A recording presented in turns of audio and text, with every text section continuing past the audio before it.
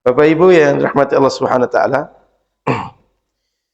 eh, saya ingin menyampaikan satu poin. Pertama,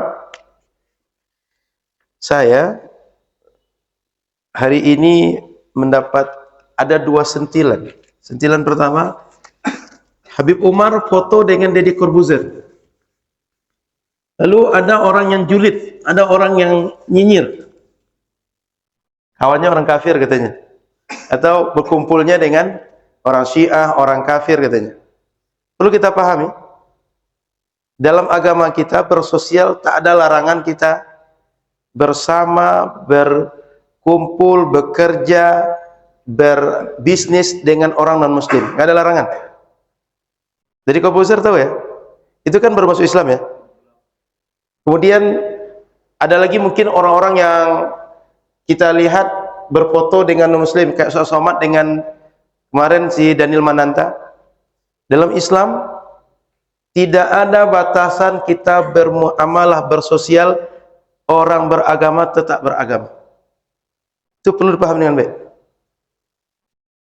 Sudah itu, di dalam Islam mau sekte apapun, mau manhaj apapun, mau mazhab apapun, selagi dia muslim, dalam agama kita innamal mu'minuna ikhwah. Setiap orang beriman itu saudara bagi kita. Sehingga kalau ada orang berjumpa dengan orang Syiah, berdialog dengan orang Syiah, duduk bareng dengan orang Syiah, tidak ada masalah. Karena Syiah itu boleh dicek di dalam buku-buku tentang sekte dalam Islam. Syiah itu satu di antaranya. Syiah, Wahabi, Khawarij, Mu'tazilah itu sama, sekte dalam Islam. Jadi selama masih Islam, orang itu diperlakukan saudara oleh kita. Sama perlakuannya. Kalau ada orang bilang bahwa Syiah itu keluar dari Islam, silakan semua kajian tentang Syiah dalam buku-buku sejarah sekte-sekte itu buang semuanya. Perdebatan ulama secara ilmiah aja dulu buang semuanya. Itu Syiah itu dia punya banyak, di dalamnya itu banyak sekte, banyak ragam, banyak oknum. Kalau ada oknum yang salah, oknum yang sampai kafir, itu tidak menyebabkan Syiah itu semuanya dihukumi kafir. Sering saya bernalar di sini. Kalau ada sendal kita hilang Masjid Nurul Fajar, itu nggak masuk akal. Dibilang, jamaah Nurul Fajar itu pencuri. Nggak masuk akal gitu.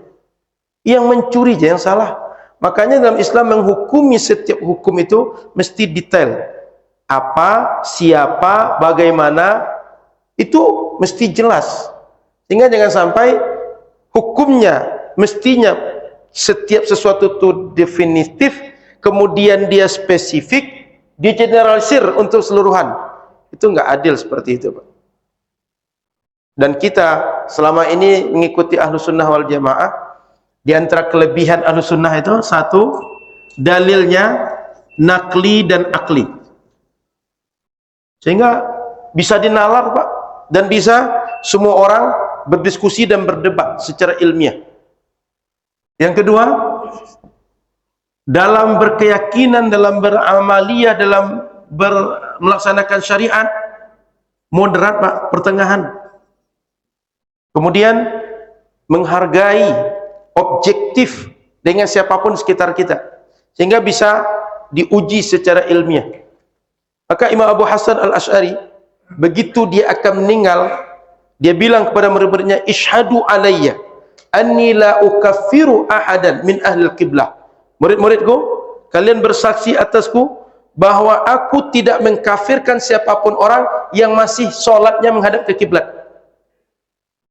Saya tanya, Syiah kalau sholat menghadap kiblat atau tidak? Apa sih sekte dalam Islam ini? Selagi sholat waktu ke kiblat semuanya. Sehingga semua yang masih intisab kepada Islam, masih menisbahkan diri kepada Islam, tidak boleh kita kafirkan. Dan hati-hati, jangan mudah mengkafirkan orang. Bahkan kata Imam Al-Ghazali, jika ini kan kita asumsi itu kan 100%. Jika orang cuma 1% asumsi dia muslim, 99% asumsinya dia keluar dari Islam, kita hukumi dia sebagai muslim. 1% cuma Pak, bukan 99. 1% dia Muslim cuma.